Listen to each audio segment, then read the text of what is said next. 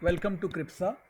In this video, we will see how to integrate an SSO SAML 2.0 IDP with Cripsa. The steps involved creation of project and retrieving metadata URL from the IDP to integrate with Cripsa and using the final URL received to initiate the authentication process. So the entire process involves two steps from Cripsa. One is creation of a project and the second one is registration of app. So I will break this video into two parts. In fact, it will be two small videos, one for creation of the project and the other one is for registration of the app. So let's first see how to create a project. So to create a project, first of all, you need to access the dashboard. And once you are in the dashboard, you can see create project on the right corner. Apart from that, you can also see in the drop down of each and every product, there is a create project section. So you can click on the create project section, select the SAML 2.0, and once you select it, you can see its create project, and there are some information which is required in order to create the project. So first it's the environment, whether it's a pre-production staging environment or a final environment. So you need to choose that. So let's say I'm choosing staging. Then the domain name. So the domain name should be without http, https and www. Then you need to mention the project name, which is a unique identifier. Let's say I have mentioned here testing.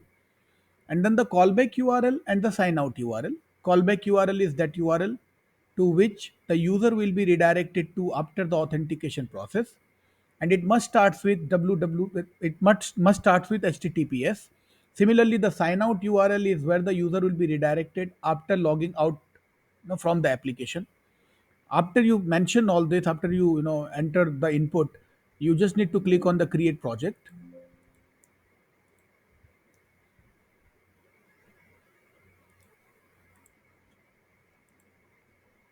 So on clicking create project, you are redirected to some pre-feeded information with SAML 2.0 auth detail, which is like client ID, user pool ID, client secret, XAPI, user pool domain, ACS, and SP identity.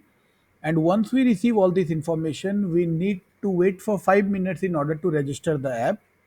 Before that, the enterprise client should provide you the metadata URL.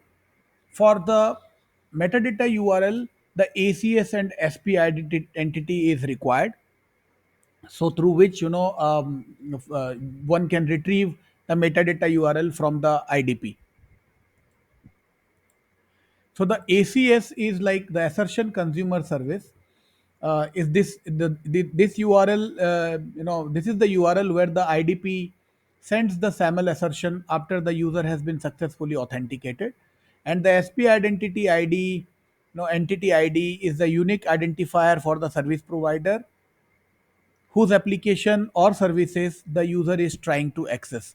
So these are the two important critical information that are required in order to retrieve the metadata URL.